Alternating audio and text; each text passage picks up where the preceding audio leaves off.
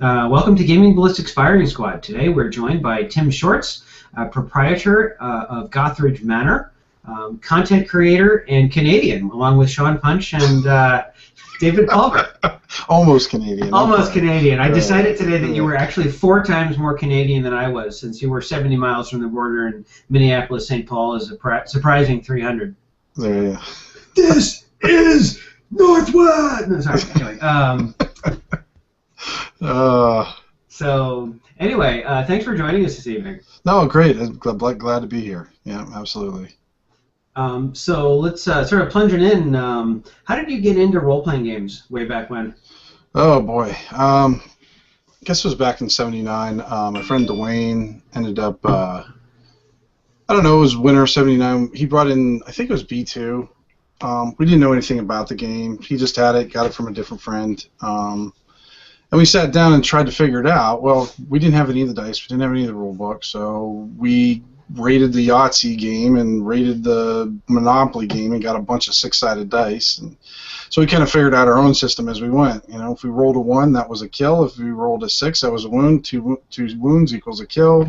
Kind of worked that out. But we were going through our player characters so fast, so we decided the charisma score, what we would do is, since we knew that had something to do with following, we would make that's how many followers we could have. So if we had a 16 score, we'd have 16 followers, so then they would just all attack. So you'd send your followers in first, so you wouldn't have to die so fast. So, you know, that's kind of what kind of got what into it. And what I liked about it is, at that time I was getting tired of board games, because it was so confined, and this game was something that just, you know, you wasn't confined to a board. And I just thought that was so cool, and we just kept playing it, even though we played the same thing over and over again. And eventually we discovered that there was other things that went along with it, like weird dice. It took us about 2 months to figure out how to read the 4-sided dice. You know, and then, yeah, then we had this little alliance, me and Dwayne. We would, if he went out and bought a module or a book, then I would try to buy a different one, so that way together we could kind of, because there's been that big talk lately about the cost of the new books that are coming out. I remember seeing that. Yep. Yeah, well, back then it wasn't cheap either, you know. No, I remember, and it was a big deal on who had the books and. Right. Yeah, and so what we did was we kind of split it up. He would get the DM's guide, I'd get the player's handbook. He would get maybe this module, set of modules, and I get the other. So between both of us, we were able to get a few things. So that formed that unholy alliance there. So, you know, it's funny you mentioned this, and I'm just going to leap right off the study guide, so to speak, because you've already said something that's interesting. Mm-hmm. Although I promised myself I wasn't going to say interesting every 5 minutes, like I did with Stacy, because everything she said I was like, well, that's interesting. It's like Mayor Wilson Good of Philadelphia used to have a catchphrase, as a point in fact. And my dad explained it to me. I'm like, Dad, why does he always say that? And it's like, he's just giving himself time to think. Mm-hmm. And come up with the next thing. So he says this thing over and over and over again in order to just give himself time to structure whatever he's going to say next. Or drop bombs on buildings, depending on where you are. Do you remember that? Oh, yeah. Okay. Oh, yeah. Oh, right, because were you in Meadville at the time? Oh, yeah. Yeah, I'm a Northwest PA boy pretty much all my life, except for, you know, traveling around quite a bit. But, I mean, I always ended up back here. Okay. Because I was actually in Northeast Philly at the time. So that so I was close. Right there. It was real close. You know, someone is like, you know, I remember thinking about it the same way that someone, when the Challenger exploded, I was, you know, always big into space and exploration and stuff, and, you know, random people would come up to me and ask me how many people could fly in the space shuttle, and I'd be like 7, and they'd laugh at me, and I'm like, ask question, give answer, mock? Right. I don't know. I mean, whatever, fine. But I remember that. But anyway, so has there ever been a game that you can think of, and maybe Ars Magica, but I never played it, so I'm not sure, where the whole premise is you command a small group of soldiers or mercenaries. You know, squad leader is you're moving guys on the ground, but has there ever been a game where basically it's, you know, almost like you start off in a more advanced character, but you start off with 5 or 6 or 8 followers, and that's how you play, and maybe it's sort of a mini mass combat, but it's really a role-playing game where each player commands a small army of mercenaries or something. Yeah, Rob Conley is a part of our trio of Unholy Alliance. I should have had there too. He's been running this city-state, the Invincible Overlord campaign. Everybody knows it as, I guess, the Majestic Waterlands. Okay. He's been running that for years, and every once in a while he feels like destroying it. So he has this setup where he has these Verdians, or they're demons. They get unleashed again over the land and everything. Well, he set up this one scenario. We were using the GURP system, and where their prison had gotten broken up. So what we did was we played these high-level, kind of high-point characters, and we thought, oh, you're giving me... This was back in 3rd edition GURPS, so we were playing like 350-point characters, and we're like, what, is he out of his mind? We're not going to be beat by anything, you know. But what it was is, you know, we had these overpowering creatures coming, but it was like a mini mass combat thing that he had set up for us. It was excellent. I mean, we had to defend, I don't know, a wall. I guess we were defending a wall or city or something, and we had just barely survived. And we thought, man, we did fantastic. We were all real happy with ourselves. And then we found out that was the scouting party. That's just mean. Yeah. So then we spent the rest of the session trying to figure out which hole we could hide in without dying. So it was a lot of fun. It was really good time. And I'm trying to think if there was any others that we controlled a lot of folks. I mean, I played Warhammer, but that's not quite the same thing where you're kind of controlling a group or, you know, role playing so much. But did you play Warhammer Fantasy Roleplay or Warhammer Armies? The miniatures. Yeah, the miniature. This group down where it lived here nearby, two of the guys that ran it were carpenters, so they actually had a mini city built. They actually rented an apartment just to play. So they had it rented the whole time, and so they would build cities in there, and then, you know, so they wouldn't have to mess up their own homes with all those things, and then they would go in there and play these massive games. It was so cool looking. My nerd phallus is small right now. That is amazing. It was. I mean, I didn't even know about them, and they invited us over one time, and I couldn't believe. I was like, holy crap, this is fantastic, you know? Although I guess thinking about it, if someone said, oh, look, somebody turned their basement into this huge model train set, you'd smile and nod and say, yeah, no problem. Or dioramas or all kinds of stuff. So, I mean, I guess having a big dedicated play area like that for a hobby that you can drop an awful lot of money on really shouldn't surprise anybody. Yeah, I don't know how much the neighbors would have liked it with all the screen. I'll kill you. Yeah, so I don't know if I would have been the next door neighbor to it, but it was a really cool area and everything like that. But those are the only two instances I can think of where we had like a mass combat thing. Rob always likes to play like army ones, but it's been such a long time I don't even remember that well what the other ones might have been. So. Sure. So speaking of, so you've talked about, it sounds like you got some, you know, you definitely started in D&D, as most of us did, and you've got some GURPS, and you played Warhammer miniatures. What is it about particular systems or games or styles of games that you like or don't like?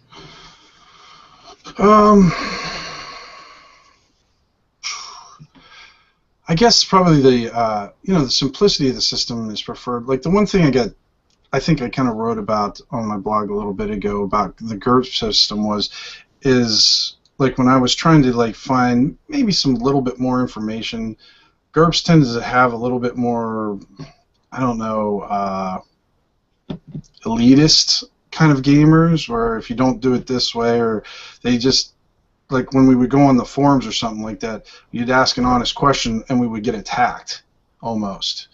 And it was very hard to find a real answer in there. It was just basically, well, no, this, you got to do it with this. And they would pull out these crazy equations or formulas and stuff like that. And all I wanted to know is, like, you know, how much would I don't know, like when someone jumped out of a building and they had a weapon, would the weapon be able to survive the fall? Like, you know, Sure. AK-47 bust into pieces, or would it be able to? Just so all I need to know is, like, give me a round number. I don't need like the physics of it. Just like Right. they have to roll an 8 or under. I'm good to go. Okay. Right.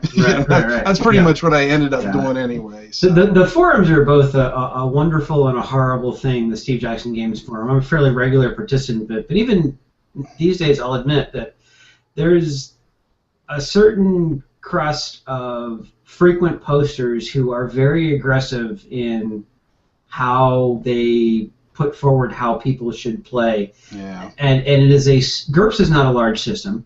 Right. And the forum members are a self-selecting group of a self-selecting group. And I don't mean we're looking for a few good men here. I mean, you need to be you need to be someone who enjoys the game, and then you need to care about reading and participating in the forums, and then you need to be one of these people who really feels that they need to post on almost everything. And that tends, unfortunately, not all of those guys represent the hobby as well as, say, Sean would. Right, yeah, because I saw your interview with Sean. It's fantastic. And I shouldn't say just like, it's not just, I stay away from forums in general because of a lot of the similar stuff. That's why I prefer the blog or even Google+. You know, and I really enjoy like the OSR community as a whole too, because they're very supportive. I mean, once in a while stuff will flare up, but for the most part, everybody's like there to kind of share their stuff and, you know, hey, this is cool, I got to use this, or, you know, oh, there's another Matt Jackson map, I got a perfect place for this, or, you know, everybody's making stuff, and that's probably sometimes that's the trouble, because it's all so cool and you want to use it all, but you got to edit yourself on what you can use and everything. But it's like every time I think I've got it edited down, then they just make a whole bunch of other cool stuff. Yeah. No, and that's actually, and I know that people have talked about this, but I would love to see it too, and I know that we're going to see some of it. But, you know, you've got GURPS Lite, which is 32 pages, and it's almost not enough. And then you've got the core rules and everything else, and there's a lot to it.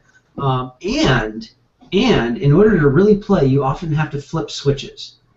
You can use gun. I'm going to my gaming ballistic, right? You can use gun fu. Right? Hans Christian Vortich's gun fu, or you can use Hans Christian Vortich's tactical shooting. There are a couple overlaps. But either it's like crazy rules light, bullet in your head, John Woo stuff, or it's what's the Delta Force show that I loved? TV show. I'm totally blanking, and I'm yeah, you know. But what was it? It had a great theme song. All right, it'll come back to me later.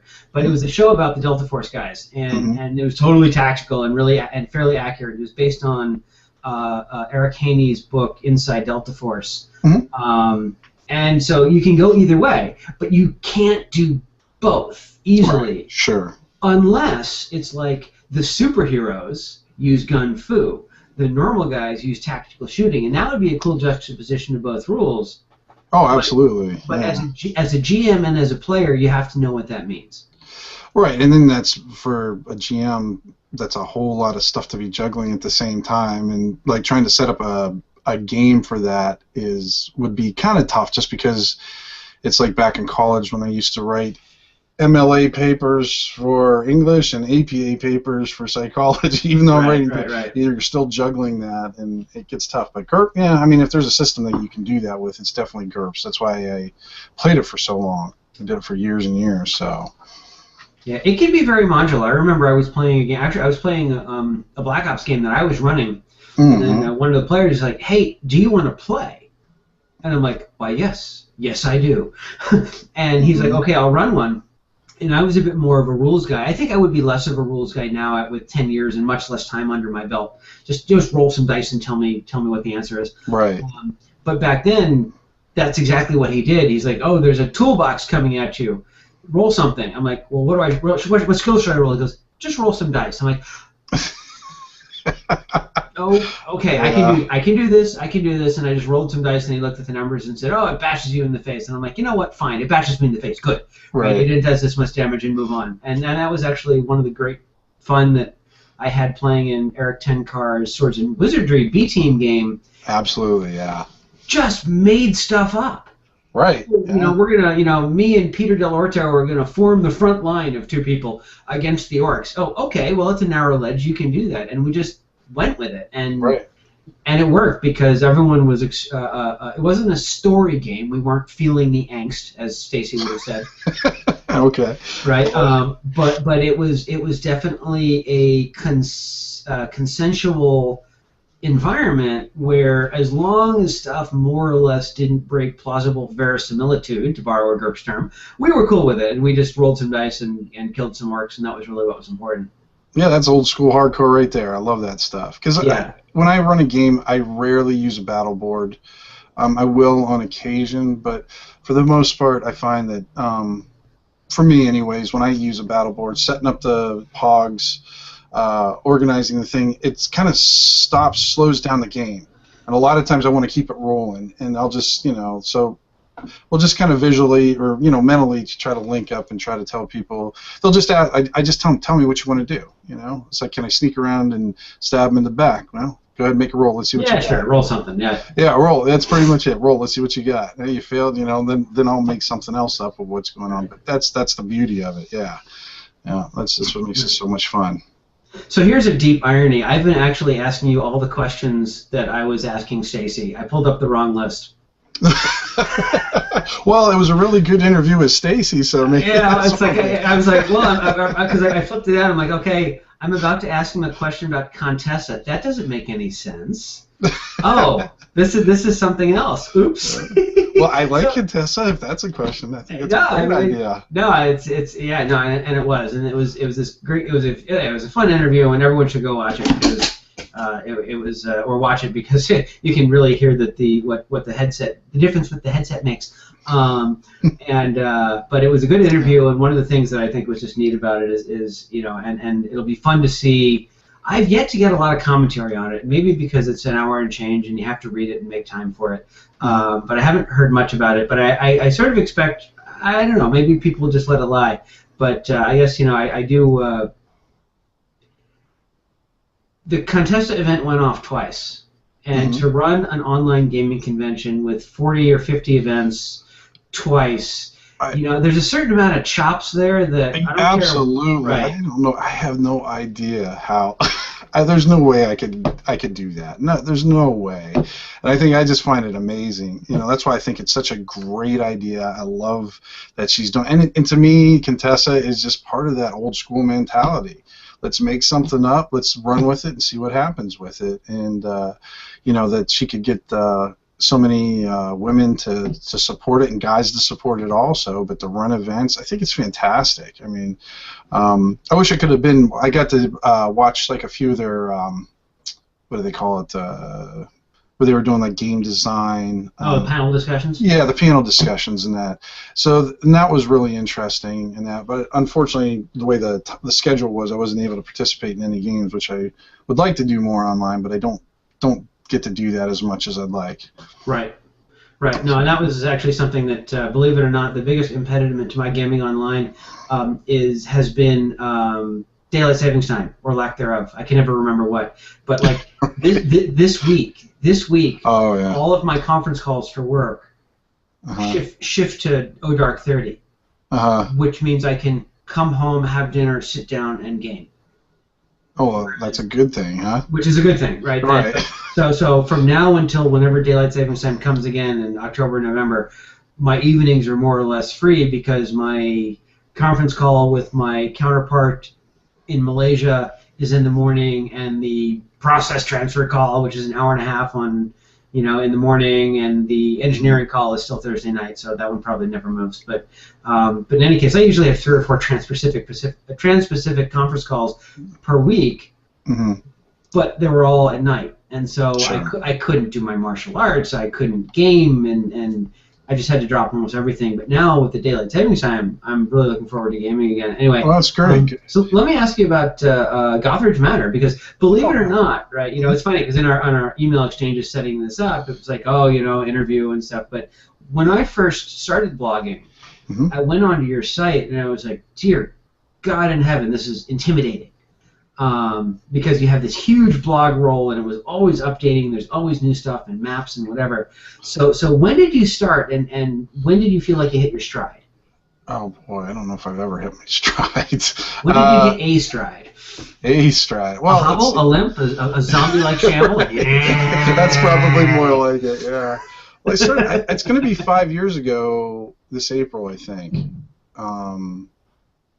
Yeah. And. So you're aspiring to blog longer than the Civil War. I guess so. You need to do a post called "Across 5 Aprils." There you go. That's actually a nice title too. But Rob got me. It's a book. Oh, is it? Oh, okay. Well, then I won't do that. Yeah. But Rob Conley's actually the one who got me into it. He was doing his Bat in the Attic probably like a year or more before I did, and I would get on it and I'd look at it, and I was still playing GURPS more. Hadn't really got involved with the old school stuff. 4th edition hadn't come out yet, so.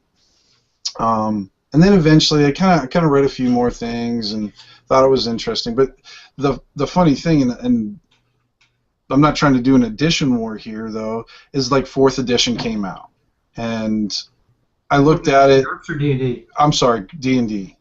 And Rob and I were gonna do something with it. We thought maybe we'll write for it because he had already been writing for Goodman Games previously, to doing his Points of Light, and he did like what was it, a rehash of Judges Guild one for, I think it was Necromancer Games. I can't remember. But anyways, I got the books and I read it and I'm like, this is, I really did not like it. I didn't like how it was set up. It just felt like a video game to me. And it just wasn't for me. And then I think I got a copy of Castles and Crusades, and I started getting involved with it. I'm thinking, oh my god, I get to roll my D20 again. I think that was the biggest thing that got me. I get to roll my old dice again that were getting dusty in there. And did 4th edition not use D20 as much? Well, I didn't like the game, so I wasn't really interested in it. I mean, I got the core books, and I really wanted to try to, because the edition war started flaring up there, and I didn't want to get involved with that, because I mean, if it's games, some people, it's like music. Some people like country, some people like rap. Doesn't mean it's bad. It's just not your flavor or whatever. So, well, but I mean, I think that, I mean, just to jump in there for a sec. I mean, there's a difference between, and you're making the distinction between this game is not for me and this game is objectively bad. Mm-hmm. Well, you didn't like it, I mean, which is cool. I mean, I've never played D&D 4th edition, so I can't speak to it. Right, I have played it, and I've played it with some guys who are very good DMs, and if like Rob or any of my other guys want to play 4th edition, I would do it, because I don't care. I just want to roll dice and have some fun and laugh and say stupid stuff and just have a good time with it. Yeah, whatever. Yeah.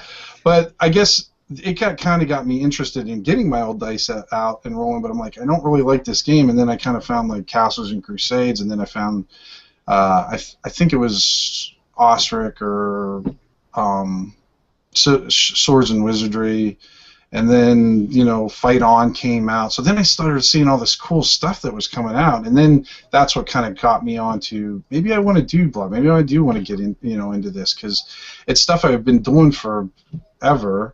And why not? It looks like fun. I'll give it a try. So that's pretty much what what got me into it. Cool. So I mean, one of the things that actually I thought was really cool when I first logged on to Gothridge Manor was your Blogroll was extraordinarily extensive.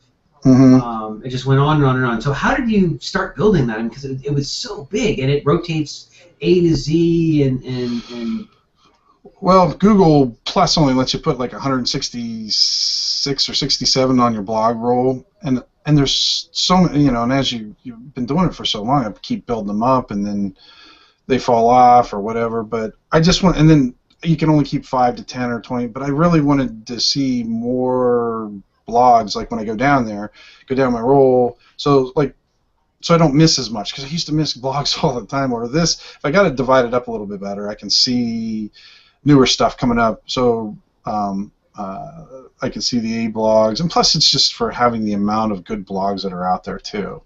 There's just so many, and I like to try to support as many as I can that I like, so they can,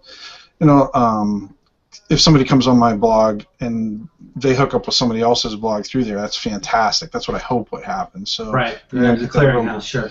Yeah, so it's a nice. I mean, my blog is not nowhere as extensive as some of the people's that are out there, but I try to, if I find one or if I don't know about it, I try to go get it and like get it hooked up with my Blogroll so I can follow them and see what they're doing.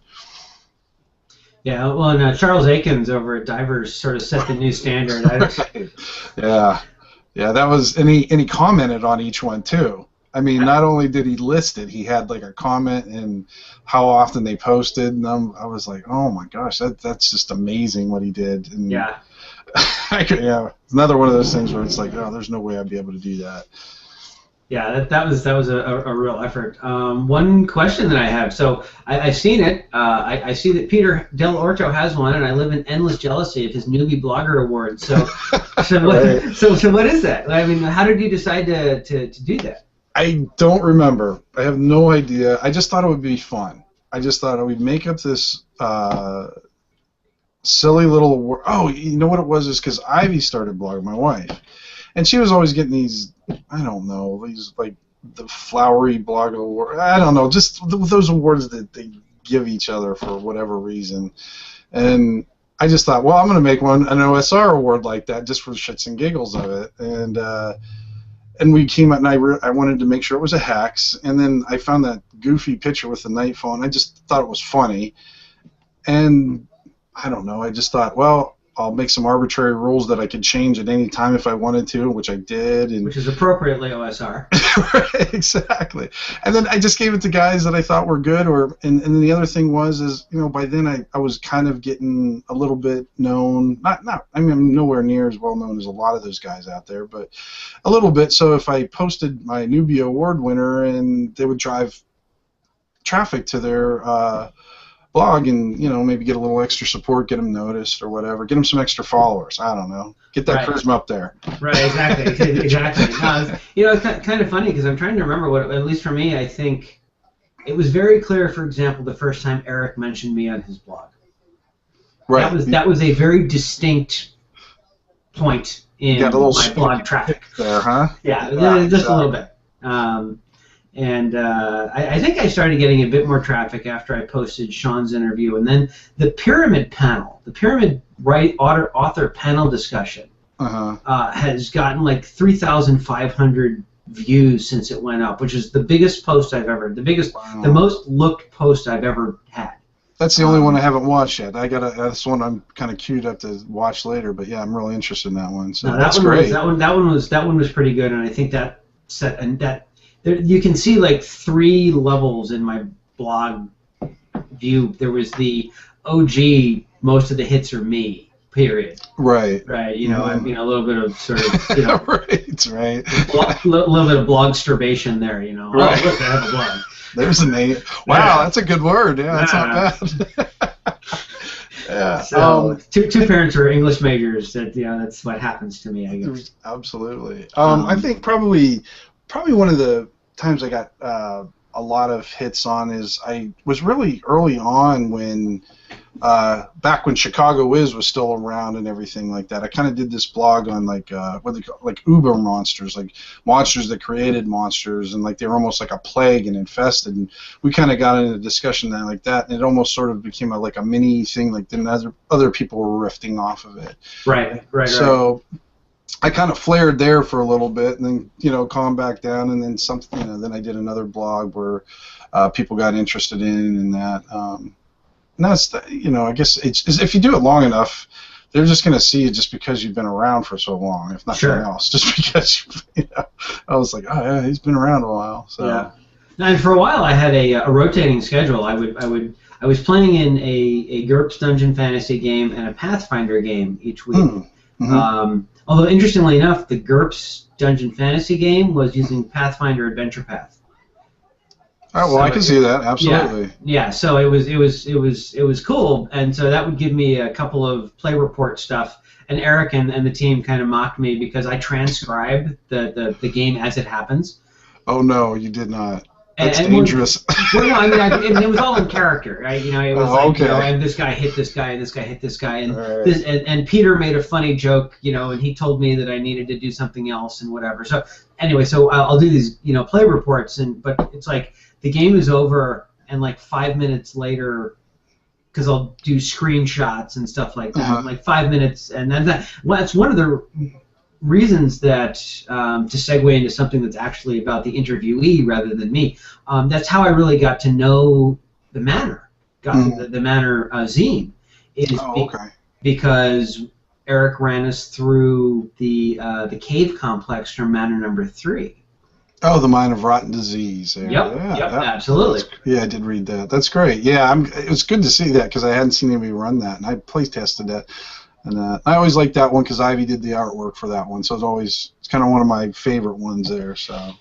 And we'll get into this a little bit later, I think, not that much later, because you know it's not like we're here forever. But we'll get into it. But you know, I think that you really hit a sweet spot for a mini module or a one-shot, whatever you want to call it, that you can play in 2 to 4 hours and be done. Yeah. That's what I try to do with a lot of my adventures. I like to have like Knowledge Illuminates. I call it like a one-shot adventure, and I try to bring in different elements to it, and not just make it a one-level adventure. A lot of them will have like some role-playing in a village, or like a mini hex crawl before you go in. But I try to add like different, you know, different like I said, textures or depths to it. So. Oh, there you go.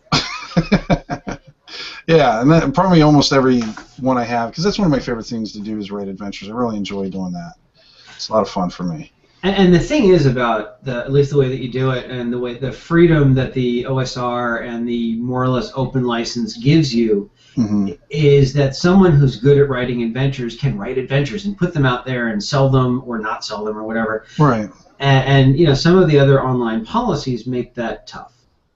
Right. You know, Steve Jackson Games is. Steve Jackson Games, yes. I think. Oh gosh, I was going to do that for a girl. I thought this would be really cool, especially when they came out with was it E23? Is that the one? Yes. Yep. And I thought that would be really cool, just to do like a PDF adventure. And then I looked at their guidelines, and their guidelines were like 56 pages long or something like that. The style guide is a little intense. I was like, no. It's like my adventure. If you know, if the thing's got to be 56 pages long, it's just no, I'm not doing that. That's so, you know, I was just like, unfortunately, this isn't going to happen. But yeah, and I think that's what keeps, in a way, I think that keeps it. Because Rob and I talk about this every once in a while. Keeps GURPS from really getting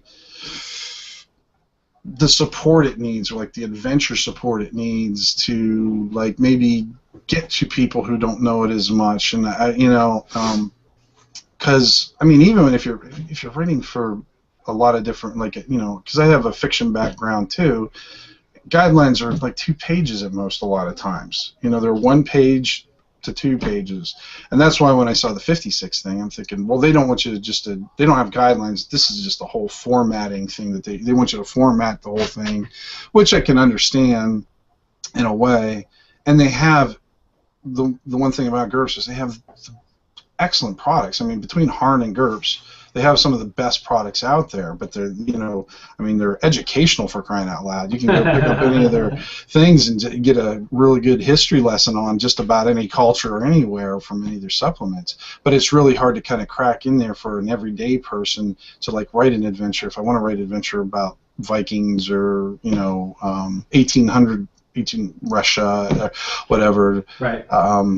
Making it available to someone else is kind of tough when you have that kind of barrier in front of you. It is a bit of a challenge. One of the people who's done it the best is Matt Rigsby, who's got a couple, right? So yes, Matt, he does. He's got a couple adventures in Pyramid, and then of course he's got Mirror of the Fire Demon, which is one of the very few published full-on adventures. And we bought it right away. Yep. As soon as it came out, I snagged it. Yep, it was great. It was good. Very good adventure. And I tried to write one. It was actually going to be my first E23 release, but it got caught in editing hell. It was there was a period of time in E23 where they went through like 4 different chiefs, and I got caught in that, and so I still have hope for it because I think it was a fun game. I actually ran it twice. It was a sort of a special ops kind of thing, but because of the difficulty that you talk about in sort of getting over what as a dork I would refer as to activation energy, right? So, you know, you have to get over this energy barrier, and then it's okay. And if you notice, my blog is written mostly in Steve Jackson Games House style as practice. As practice. I did notice that, yeah. And I do that deliberately so that I have practice with the formatting guide, although I don't follow it slavishly because who has the time. But during the pyramid panel, I can't remember if it was Stephen or Sean mentioned, you know, the formatting guides, and then Christopher Rice said, well, you know, what about a writer support group? And that wasn't actively supported because they can't, but Christopher started it anyway. And, and it's been going on for a couple of months, and I think we've got to be approaching a dozen or so articles, many of which by our authors who have never been published before. That's fantastic. Good. Yeah, so we call it Pyramid Right Club, but the first rule of Right Club is we don't talk about Right Club. Well, of course. But it's good, and Christopher is really helpful and really positive, and he'll lay it out for you like he's flaying you, but in a totally nice way, because there is a right way to do it for Steve Jackson Games. Absolutely there is, yeah. And it is an energy barrier to do it and to get that help and to understand how to write the formats and turn off your automatic formatting, and you don't ever use a certain kind of dash, and you do a find and replace of every double space with a single space, because you should never have 2 spaces together in a Steve Jackson Games document, and all the little tricks that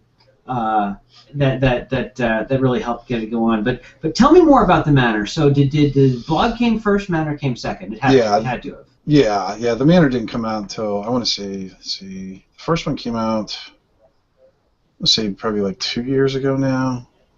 I don't remember. Boy, I'm bad with that stuff. Timeline, okay. It kind of all blurs together.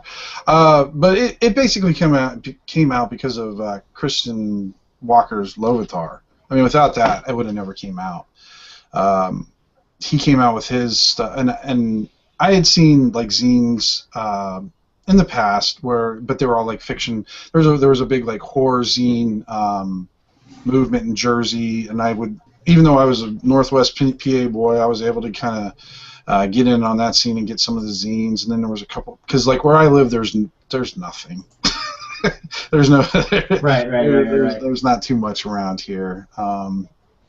So I was able to tap into that. And I always thought it was really cool, but I had no knowledge on how to make them or anything like that.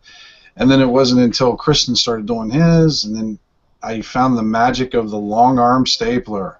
And it would all change from there. I mean, that's pretty much it. I mean, I got that puppy, and I was just sort of like, all right, I'm going to do this, you know. So it was a little scary at first because I didn't want to be treading or stepping on Christian's toes, but he was so helpful with any questions I had, and it was, I had really good response, real nice response from everybody with it. So I was like, all right, I'm just going to keep on doing this until I get tired of it, and that, or I run out of ink, which I do often. Yeah, because I do it all in-house. It's all printed here. It's all stapled here. I fight with my printer all the time, but it's fun to do. That's why I want to do it, because I like doing it here. So what common themes? It looks like you typically have an adventure, a bunch of NPCs, some poetry. Oh yeah, Ken's poetry. Yeah, I love that stuff. Yeah. I don't know if there's a common theme. I guess just whatever I'm finding interesting. Yeah, usually I've had adventures and everything. The funny thing is in my the first minute I had this real short adventure called I think it's Salt Pit or Into the Salt Pit or whatever.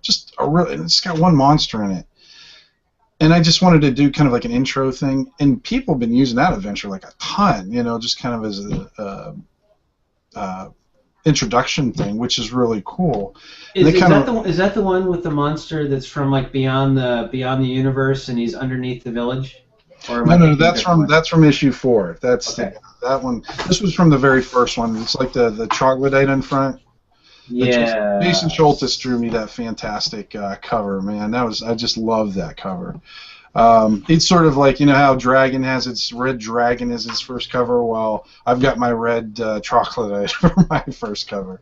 So yeah, that's what I kind of put down there, and they use that. They've used that one quite a bit, which is it's cool to see when other people are using your adventures.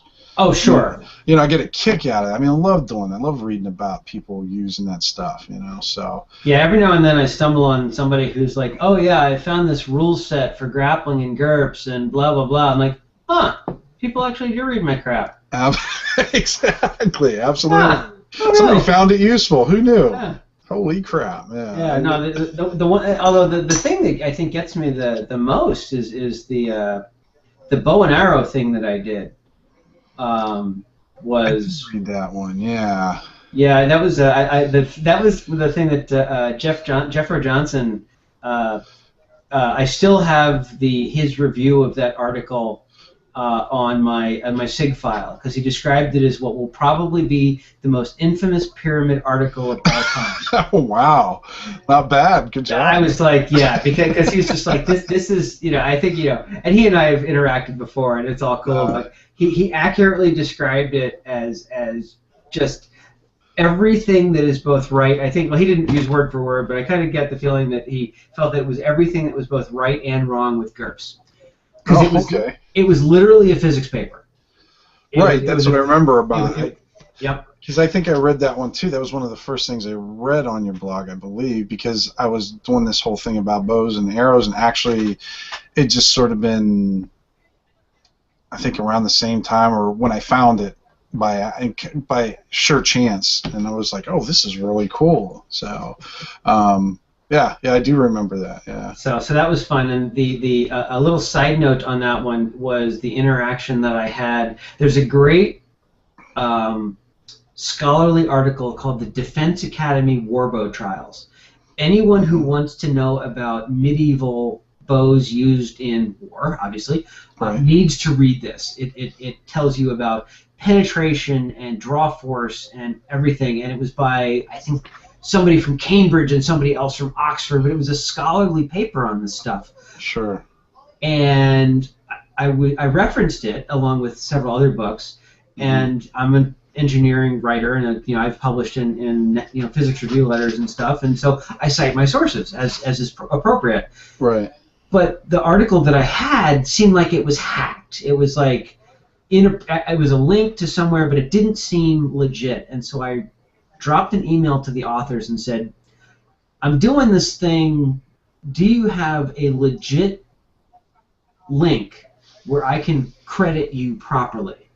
And I got into this email exchange with one of the authors, and he was like, hey, send me your stuff, and so I sent him the draft, and he thought it was neat, and I was like, hey, are you ever going to do a sequel? He's like, well, yeah, I was gonna, but me and my co-author are currently working on IEDs in Iraq.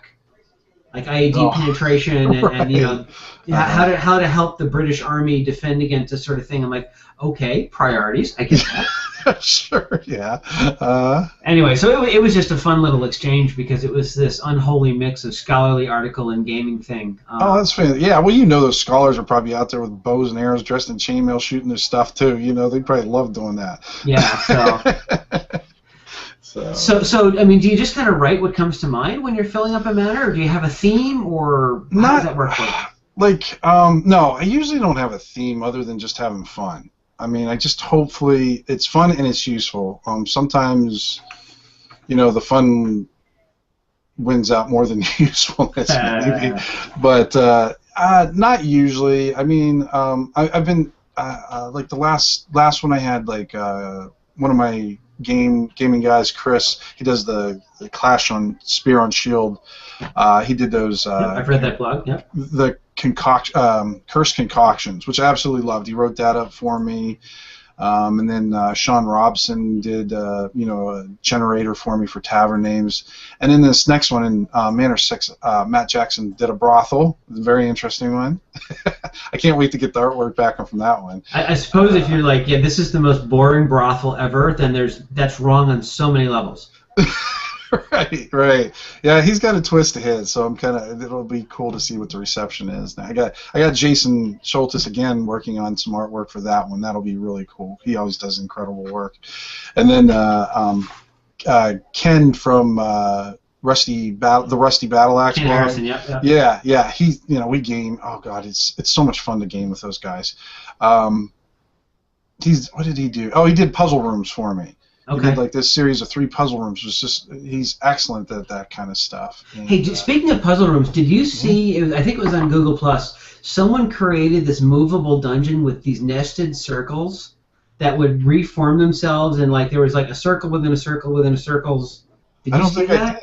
I don't think I did. It was badass. I mean, I try to keep this PG-13, and I think badass qualifies, but yeah. Everything moved. It was like you could rotate this one 4 times or this one 5 times, and different.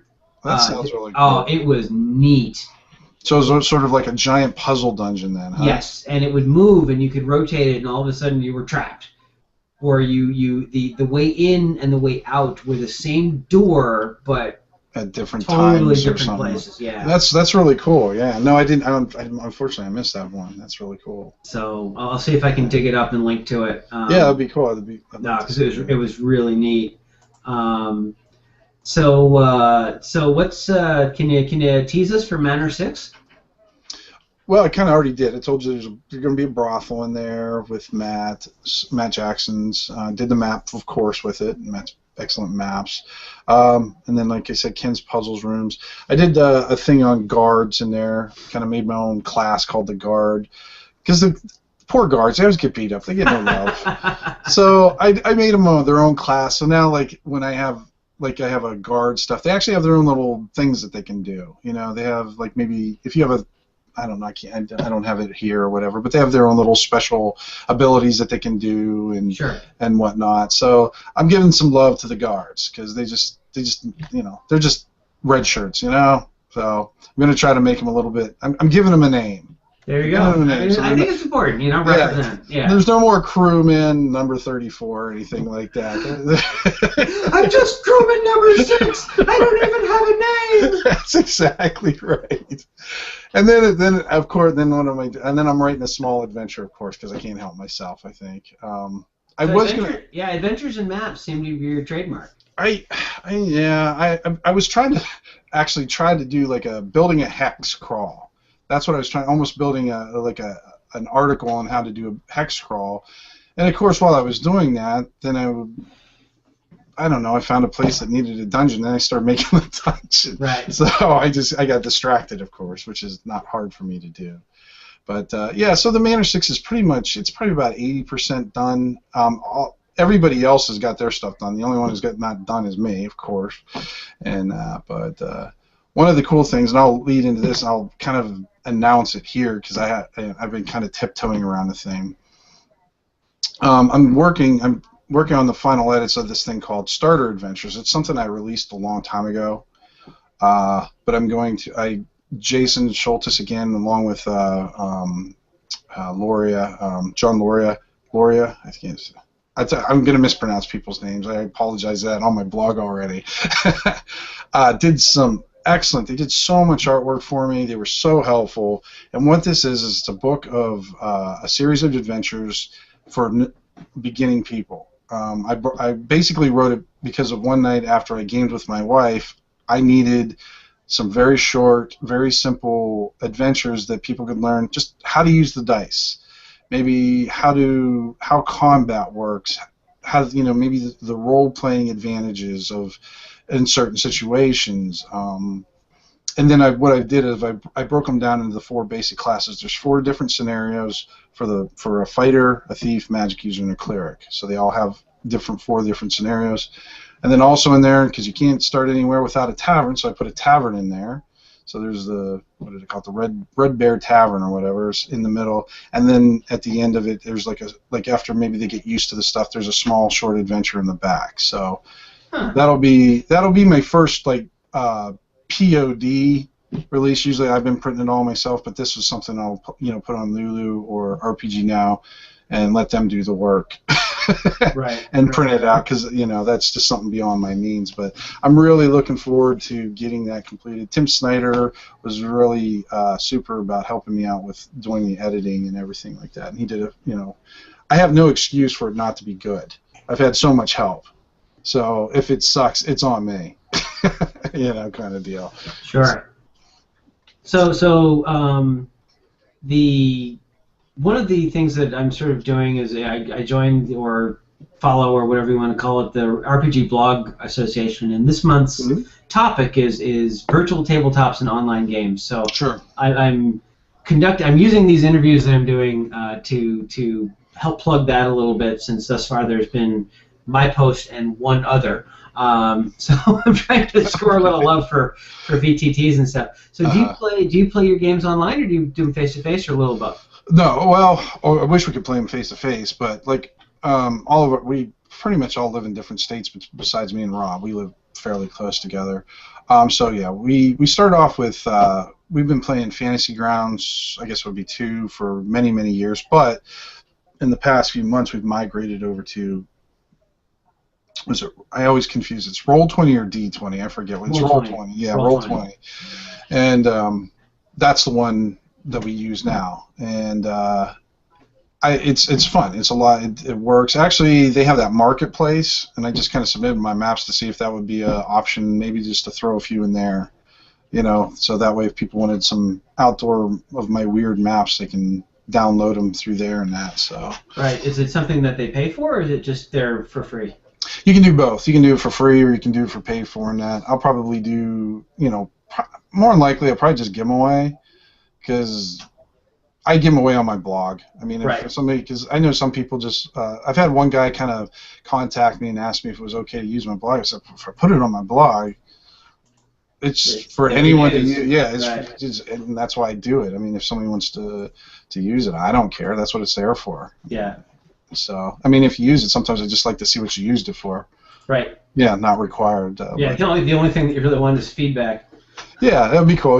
It's like, hey, I use this, your map in this adventure, and that's all I need. That's cool.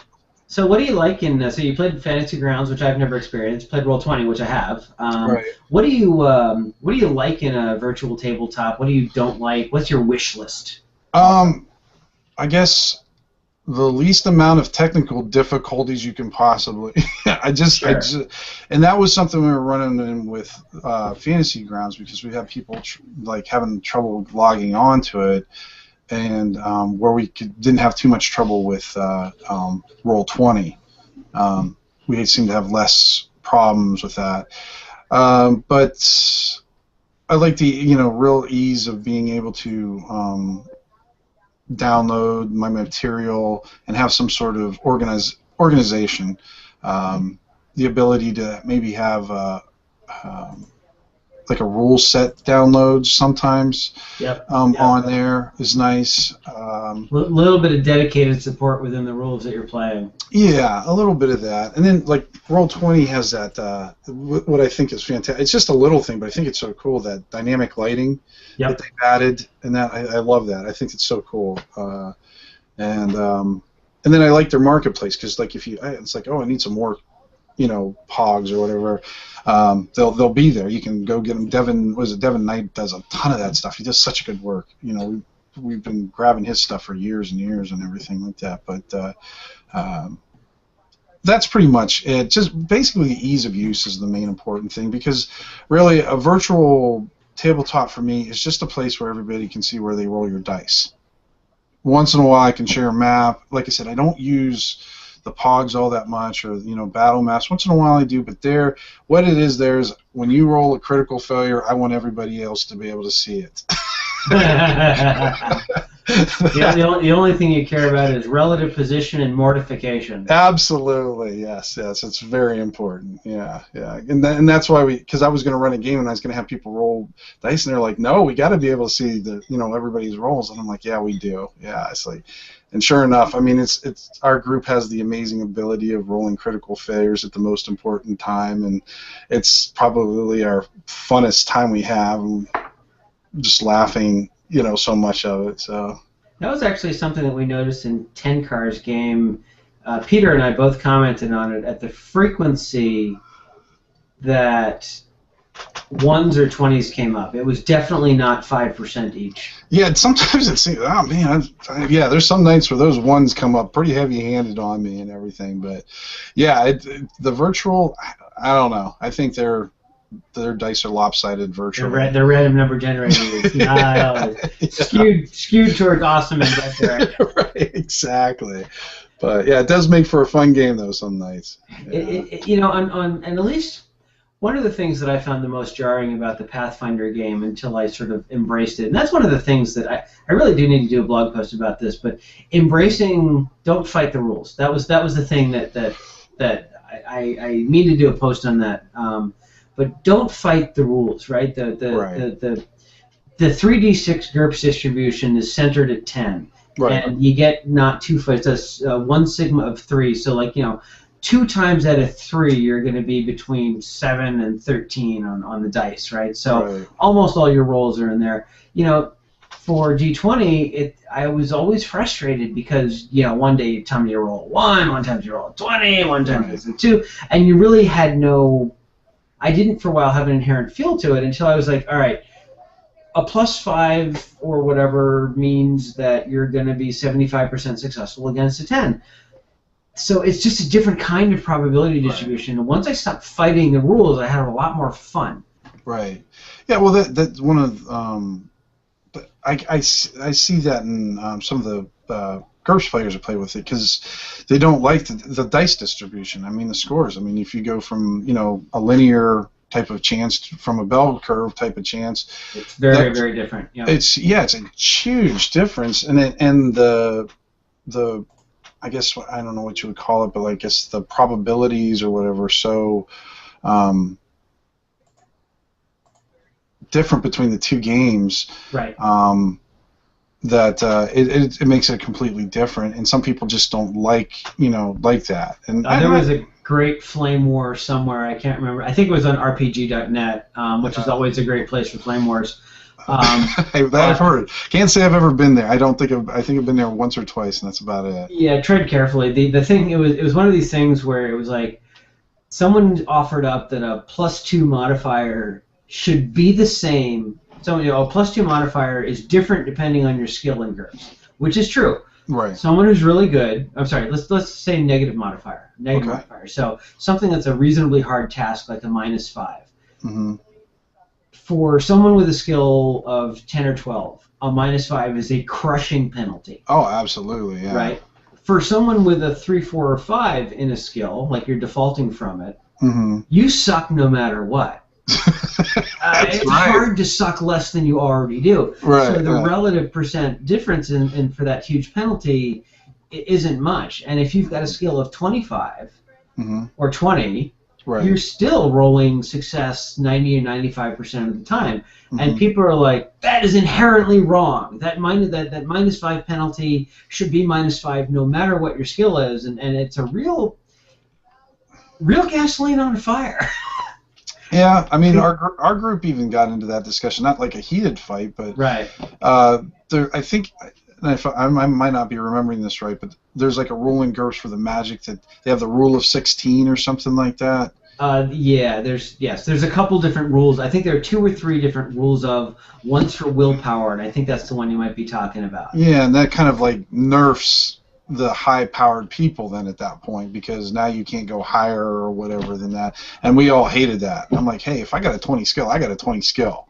I don't want to be messing around with rolling a 16, and I could be misinterpreted, but I think that's what it was. It's been a while since we kind of talked about that. If it's what I think I remember, it was resistance to a spell never got better. You could always critically fail. You could That's always right. critically fail. 17 or 18 always failed. Right. If you had a will 16 or if you had a will 26, you could always F it up. Okay. Yeah. Yeah, I mean, there's a whole bunch of different, but like you're saying, like accepting the rules, and that's something that I think, like with accepting the game itself or what's going on, like whatever is going on with like the DM's presenting. Right. That's, I think, almost more important than that, because if you can do that, then the rules will come along. I think, you know, if you just want to roll. Like I was at a convention, was it over in Ohio not too long ago? Had a great time, so much fun.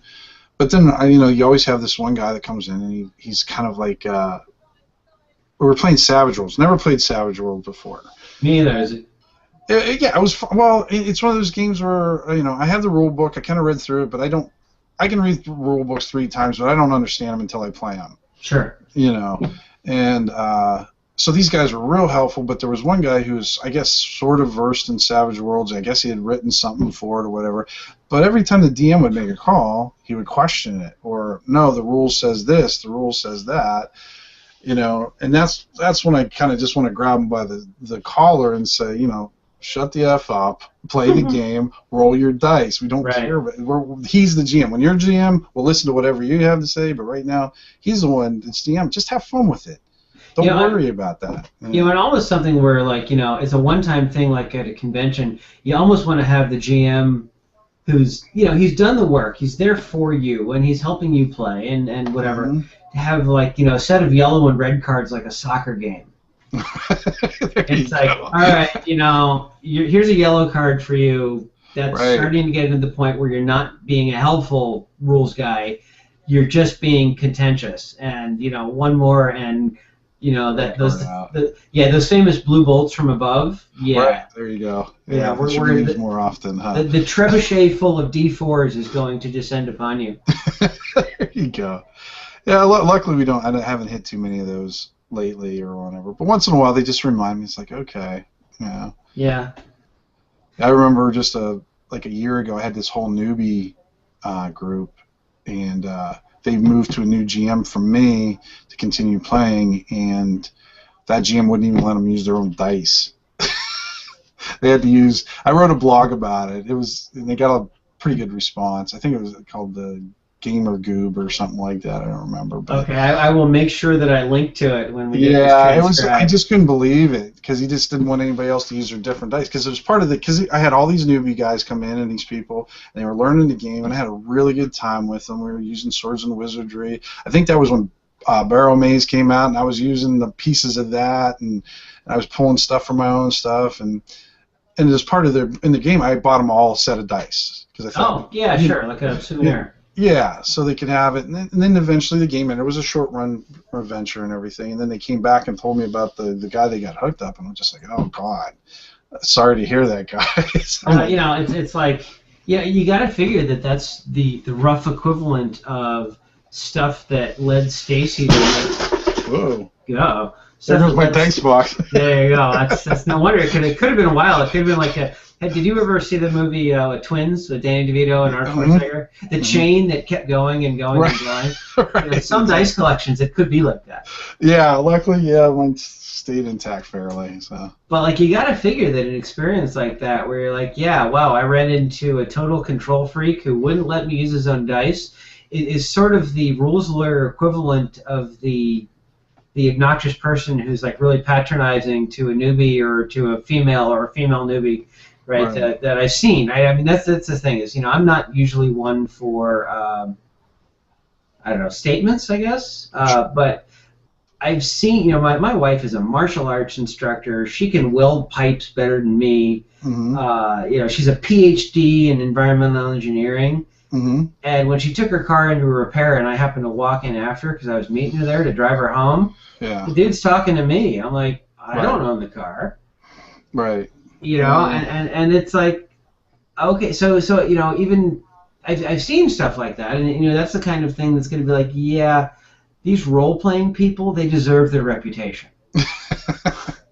Yeah, I mean, it seems like I remember, you know, when I was a kid, that would happen a lot, just because, you know, a lot of the young kids were just trying to I don't know, establish themselves or whatever in a group, or but I haven't seen it as much. But I guarantee I haven't been out that much as either to conventions. I'm probably like a probably in a way you're antisocial. So gamer.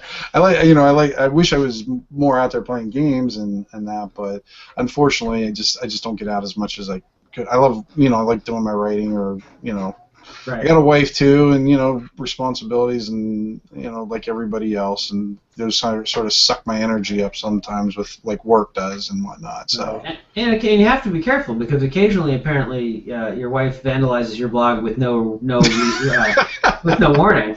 Oh yes, this is true. Yes, that's the danger of a wife that was it HTML, and I know nothing about it. I don't even know if I'm saying it right. So yeah, it's like, oh man. And then she'll make sure, Right. Then I'll just get a phone call at work. She won't say anything. She'll just like be cackling on the other end. I don't know, like, yeah. The evil queen. Yeah, pretty much. She does it every once in a while. So. Dub her face into the new Maleficent trailer. Oh, jeez. Yeah, so it's a lot of fun it's fun to watch her, because she's learned so much, because like on her blog, most of her followers are gamers, so they really appreciate the cooking, because there's a lot of gamers they have all different interests, and they go on her and support her a lot too, which is a lot of fun seeing them comment on her blog and everything. It's fun to watch that. Yeah, so fun. Okay, well, as always, and on the firing squad, after I've shot my questions at you, I give you the last word. Is there anything you want to part with? Ah, boy. No, I just find it. I'm glad you're doing these interviews. I think some of the people that you, when you did with Tenkar and Stacy and it's really cool to see the people that you interview and kind of get to know a little bit more about them than you would on the blog. So I appreciate you doing the interviews. It's really cool. Oh, I appreciate that. Thanks. Yeah, it's really good. So yeah, that's about it. I just hope everybody enjoys. If they ever want to shoot me an email about manners or something like that, you're more than happy to, because I give them away too. So sometimes if somebody doesn't have enough money or just kind of short on stuff, they're there to have. So actually, let me ask one question. Have you ever thought of doing something like you've got Gothridge Manor, and maybe you have the Manor House or something, which is you pose a theme and see who wants to contribute to it, or something where you've got kind of this adjunct, maybe 12 or 16 pages, 3 or 4 things you can fold together into a short booklet that's all fan submission, and it's just like sort of the same way that you run a game for newbies, you have like a zine for newbies. Right. No, I've never. It would be kind of cool. The one time I kind of did that recently was for a fiction version. I wanted to. I don't know, but there was no way in. Because I had helped out with zines or starting out with things, and then Sean Robson took it over and did the editor. And it's that I'm gonna mess it up. It's Mysterium Librium. I can't pronounce. Mysterium Librium. Is he okay? Good. I was close then. Yeah, something like that. And it's out now. It's gamers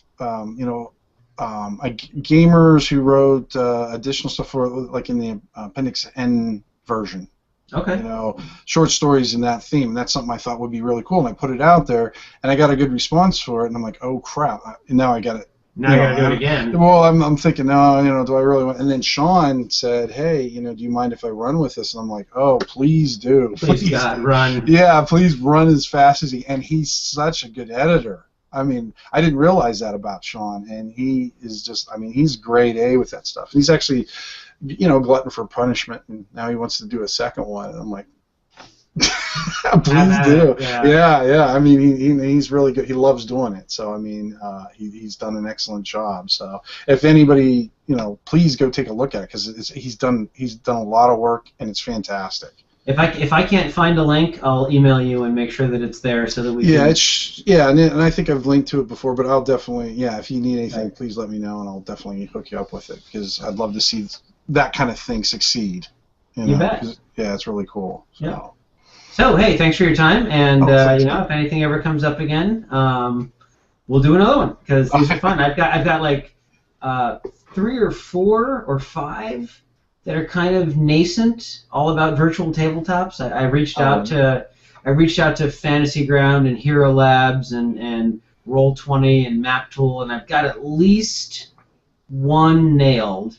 Excellent, good. I'd love to hear those. Yeah. Yeah, and I want them to be like 30 minutes. I want them to be short and sweet, largely because, I do okay, but I can't afford I can't afford 10 transcribed interviews a month. Oh gosh, I can imagine with that. Well, and I'll bring this up. Tenkar said he was going to pay for this one. He did, hold him to it. Yes, he did. Hold him to it. There's a reason that I've been doing the Minnesota goodbye here, over and over and over. It's, just to, he's an officer of the law. I can't, don't want to put too much on him. So yeah, that's or else he'll arrest me or something. He might. Who knows? I guess I'm out of his jurisdiction, but he could always kill my character. Yeah. You are in his game, so it's he true. can do horrible things to you there. So yeah. Well, he tries. He tries. I was going to say, I'm sure that's not going to stop me either way. So yeah. That's what makes it a good game. Yeah, no kidding. All so right. hey, thanks for your time. Yeah, thanks again, Doug. That was a lot of fun. Okay.